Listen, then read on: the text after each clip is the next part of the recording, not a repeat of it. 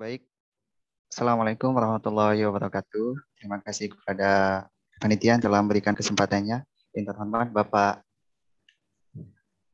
Dewan Juri, perkenalkan nama saya Arif Ardianto dari Universitas Alma-Ata akan mempresentasikan PKM-RE dengan judul penelitian screening fitokimia dan uji farmakologi daun sembur rambat Niconia micrantha terhadap aktivitas anti diare.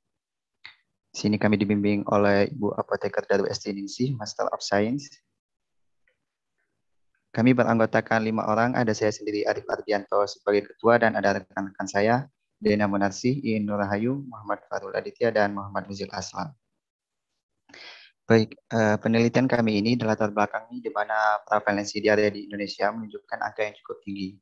Berdasarkan data riset kesehatan dasar tercatat dari beberapa kelompok usia, 9% dialami oleh usia kurang dari 1 tahun, kemudian 11,5% itu dialami oleh kelompok usia 1-4 tahun, 6,12% dialami oleh kelompok usia 5-15 tahun, dan 6,7% itu dialami oleh kelompok usia 15-24 tahun.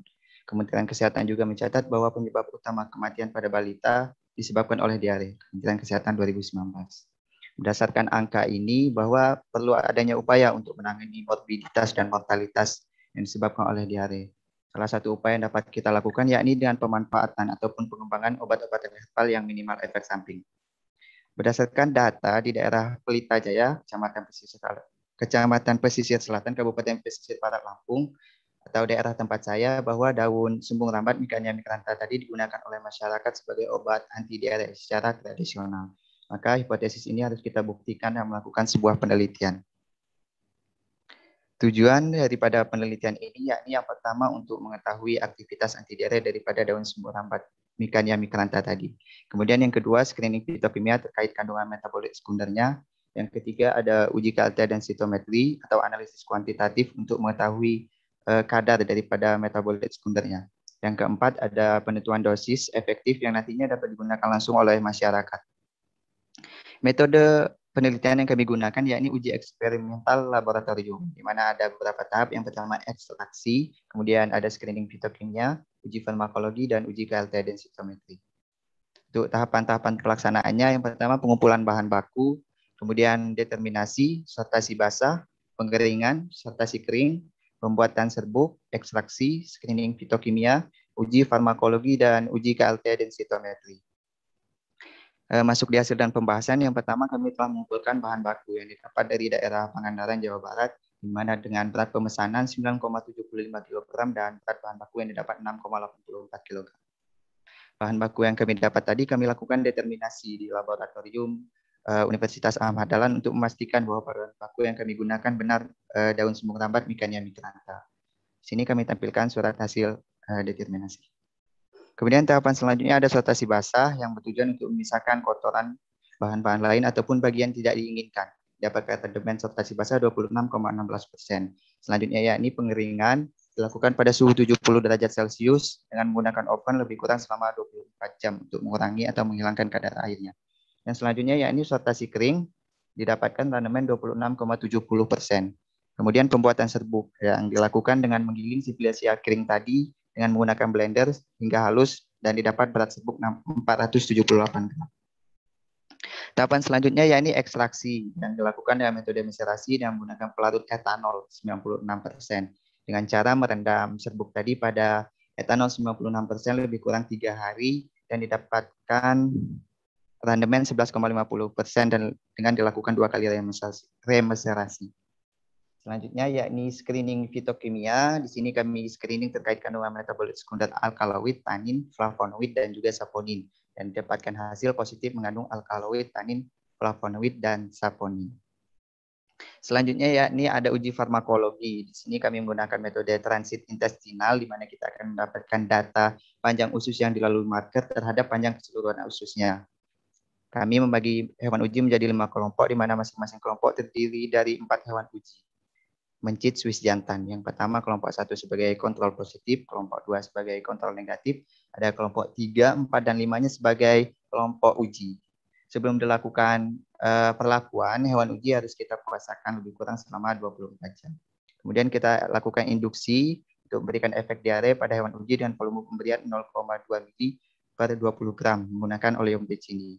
Selanjutnya yakni 30 menit setelah penginduksian dilakukan perlakuan di mana kelompok 1 diberikan suspensi loperamid sebagai pembanding obat anti diare, kemudian kelompok 2 diberikan pelarut CMCNA 0,5%. Kelompok 3 diberikan ekstrak etanol daun sembung rambat dengan dosis 100 mg per kilogram berat badan manusia. Kemudian kelompok 4 diberikan ekstrak etanol daun sembung rambat atau EEDSA dengan dosis 150 per miligram per kilogram berat badan manusia, dan kelompok 5 diberikan EEDSR 200 mg per kilogram berat badan manusia.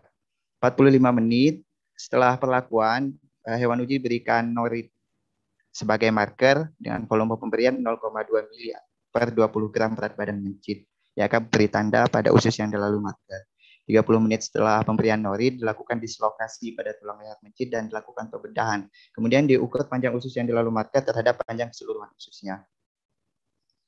Kemudian data yang kami dapat tadi kami analisis secara statistik dengan menggunakan uji ANOVA, di mana yang pertama kami telah melakukan uji normalitas dan didapatkan signifikansinya lebih dari 0,05 tiap kelompok, menunjukkan bahwa data terdistribusi secara normal dan dapat dilanjutkan untuk uji ANOVA-nya. Kemudian untuk signifikansi uji ANOVA-nya didapatkan 0,00 atau kurang dari 0,05, bahwa dapat diambil kesimpulan bahwa dari tiap-tiap kelompok memiliki perbedaan yang signifikan.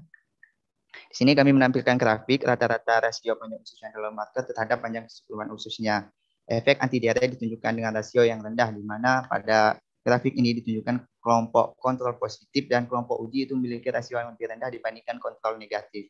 Dengan mekanisme kerja menurunkan gerak peristaltik usus dan motilitas pada usus sehingga didapatkan rasio yang rendah atau berefek sebagai anti diare. Variasi dosis 100, 150, dan 200 mg per kilogram berat badan manusia, di mana kelompok dengan dosis 200 mg per kilogram berat badan manusia mempunyai aktivitas anti diare terbesar dengan rasio mendekati rasio kelompok kontrol positif. Atau dapat juga kita simpulkan semakin besar dosis yang diberikan, maka semakin besar pula aktivitas anti diare. Potensi hasil dari penelitian kami yakni yang pertama, hasil riset ini dapat dijadikan referensi herbal anti diare bagi kalangan masyarakat maupun akademisi. Kemudian dapat dikembangkan menjadi sebuah atau suatu sediaan yang lebih praktis nantinya dan juga dapat dipatenkan. Kemudian di sisi ekonomi juga dapat meningkatkan ekonomi masyarakat, di mana jika Mikania herbal ini sudah diproduksi secara besar atau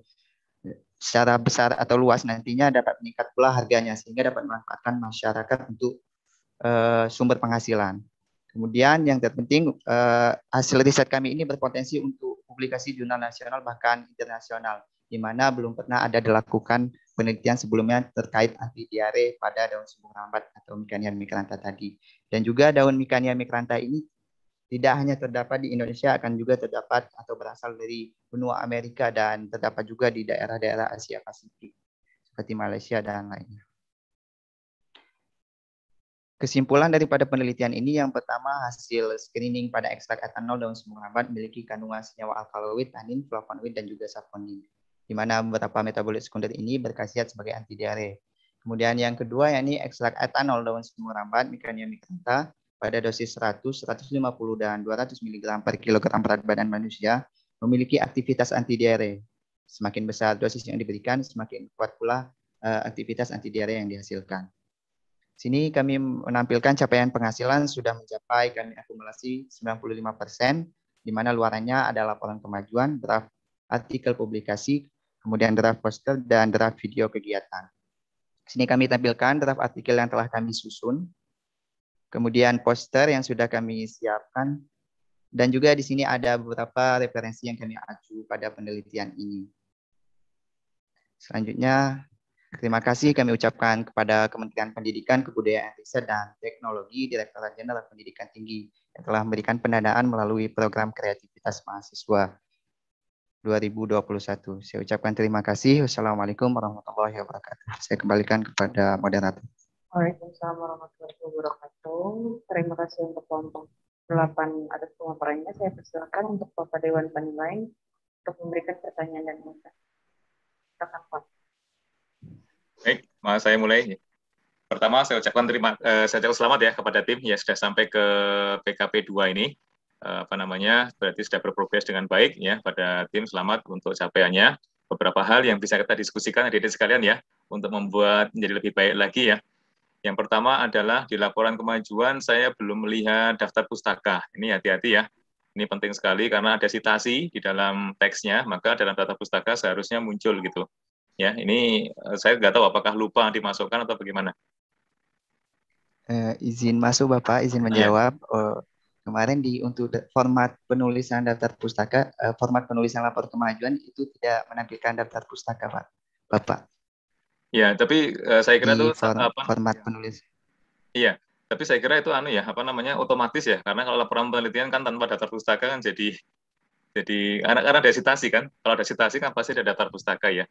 Bisa nanti ditambahkan, semoga nanti di laporan akhir bisa lebih baik lagi ya, jadi sekalian ya, hati-hati untuk itu. Iya. Ya, kemudian tadi saya melihat adanya kearifan lokal ya, penggunaan daun sembung rambat ya. Nah, ini berarti kan sudah digunakan oleh masyarakat gitu kan. Nah, tim ini kemudian berangkat dari sana pengen membuktikan dan membuat sediaan yang lebih efektif gitu. Nah, di hasil akhirnya tadi saya melihat semakin banyak dosisnya maka semakin baik gitu kan. Nah, ini kan berarti menjadi tidak ada formulasi yang paling efektif ya. Karena kan semakin banyak semakin baik, apakah nanti diberikan sebanyak-banyaknya kepada penderita kan juga saya kira tidak mungkin. Ini bisa dikaitkan dengan penderita yang tadi dicoba di-highlight adalah yang balita. Ya, karena balita kan, maka pasti ada batasan-batasan di situ yang perlu diperhatikan gitu. Ini kira-kira bagaimana? Izin masuk, izin menjawab Bapak. Jadi untuk variasi dosis tadi kan ada untuk uji 3-nya itu sudah mendekati yang kontrol positif, di mana kontrol positif itu sesuai atau sesuai dengan 70 kg berat badan manusia yang dikonversi kepada mencit. Jadi ketika kita ingin memberikan dosis kepada balita, kita tinggal menghitung konversi dosis dari dewasa ke balita nantinya, Bapak. Berdasarkan data statistik juga bahwa uji 3 tadi, dosis 200 mg tadi, terhadap kontrol positifnya sudah tidak memiliki perbedaan signifikan sehingga dapat dikatakan sama, Pak. Jadi kita dapat mengambil kesimpulan dari situ. Ya, jadi itu nanti tolong disampaikan juga di dalam laporan ya, Mas ya. Kalau tadi kalau kesimpulannya adalah semakin banyak semakin baik, ya kita malah jadi khawatir gitu kan. Jangan-jangan overdosis juga bagi anak-anak balita kan gitu ya. Karena tujuannya kan yang paling efektif yang seperti apa gitu kan untuk anak-anak balita. Nah, sehingga ini. Dan satu lagi tadi saya mendengar adanya masalah yang mau diselesaikan adalah efek negatif ya, efek negatif dari sediaan yang sudah ada yang berdasarkan kimia gitu kan. Dan sementara ini diusulkan yang menggunakan bahan alami. Memang secara general kita pahami bahwa bahan alami itu efeknya mungkin akan lebih sedikit gitu ya. Nah, tapi kalau seandainya tim bisa membuktikan bahwa efek negatifnya itu jauh lebih kecil gitu kan. Dan apalagi kalau kemudian dibandingkan dengan sediaan yang biasa dipakai di masyarakat yang masih tradisional, itu akan lebih baik lagi. Ya, mungkin sediaan yang dipakai masyarakat tradisional tanpa menggunakan perhitungan sama sekali itu kan dengan cara bagaimana dan mungkin tidak steril dan sebagainya, maka bisa di-highlight ya efek negatifnya seperti apa yang muncul. Nah, sehingga ya di sini ketika dikatakan efek negatif lebih kecil itu bisa dibuktikan gitu ya. Dan satu lagi penelitian sebelumnya itu juga saya kira sudah cukup banyak ya yang sejenis gitu kan kaitannya dengan obat malaria gitu. Nah, ini kalau saya melihat sudah ada beberapa review, cuman yang direview itu tahunnya adik-adik sekalian ya. Kalau kita bicara kemutakhiran, itu tahunnya belum mutakhir ya, belum 1-3 tahun ke belakang gitu. Nah, ini saya kira tim juga perlu ya mereview penelitian yang 1-3 tahun ke belakang untuk menunjukkan bahwa tim ini betul-betul mengikuti perkembangan penelitian sejenis gitu. Sehingga ketika menghasilkan suatu ide, itu kita sangat confidence mengatakan bahwa ide itu baru gitu ya, belum pernah dilakukan. Itu ya yang bisa saya sampaikan, semoga bisa memperbaiki kembali apa yang telah dicapai, yang telah baik ini menjadi semakin baik lagi. Demikian, monggo Pak Sofan bisa meneruskan. Baik, terima kasih Pak Ridwan. Jadi selamat ya untuk timnya Sambung Rambat ini.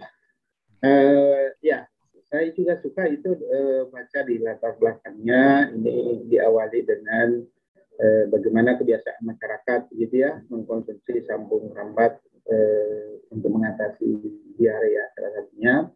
kita di Indonesia punya banyak sekali potensi lokal seperti ini, banyak sekali kearifan lokal yang di masyarakat dipercaya, bahkan sebagian diantaranya terbukti memang bermanfaat atau efektif, tetapi tidak diilmiahkan, tidak bisa dijelaskan secara ilmiah, sehingga itu kadang-kadang menghambat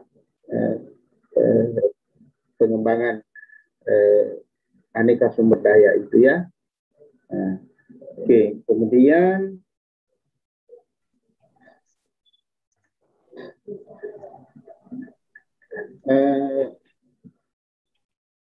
tadi kan hasilnya adalah semakin tinggi konsentrasi, seperti dijelaskan oleh Pak Ridwan tadi ya, semakin tinggi konsentrasi maka itu akan mendekati yang kontrol apa namanya tadi itu kontrol positif ya. Artinya itu kan artinya diare berhenti begitu ya, diare berhenti ya.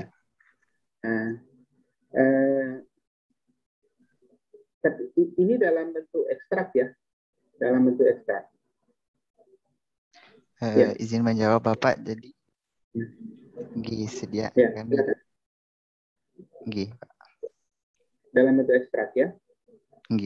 Nah, kalau masyarakat itu selama ini menggunakannya dalam bentuk apa? Jadi di masyarakat itu dengan cara mengambil perasan daripada daunnya itu, Pak. Mengambil perasan daripada daunnya dengan menggunakan air panas. Jadi diminum. Ekstraksi air panas. Kalau Anda ekstraksi pakai apa? Kalau kami ekstraksi kemarin dengan menggunakan metode macerasi yang bertujuan untuk mengambil metabolit sekunder yang terkandung di dalamnya, Pak. Kemudian kami lakukan uji terhadap secara farmakologinya dengan menggunakan ekstrak tersebut. Apa itu yang dipakai? Ekstrak, Pak. Ekstrak kental. Pakai pelarut apa? Nggak pakai pelarut ya? Menggunakan pelarut etanol 96%. Ya. Kira-kira kalau menggunakan pelarut, kalau ekstraksi air panas dengan ekstraksi etanol, ada nggak kira-kira kemungkinan perbedaan bahan ekstrak yang diperoleh? Izin menjawab Bapak, jadi alasan kami menggunakan etanol itu dia akan mampu menarik metabolit sekundernya yang lebih spesifik, terutama kami berfokus kepada yang berkhasiat sebagai anti diarenya. Sedangkan ketika dia hanya menggunakan air panas tadi, dia tidak bisa mengambil metabolit sekunder yang kita tuju, seperti itu, Pak. Izin menambahkan, Bapak. Ya, silakan. Baik, di sini alasan kami menggunakan pelarut yaitu etanol 96% dikarenakan ini sesuai dengan kepolaran. Jadi metabolit yang kami ambil ini kan alkaloid, flavonoid, dan tanin. Dia larut di semipolar. Oleh karena itu pelarut yang kami gunakan yaitu etanol yang 96%. Kemudian kalau semisal masih menggunakan air hangat, itu kemungkinan ada metabolit yang diambil tapi tidak sebesar sebanyak yang dengan etanol 96%. Terima kasih.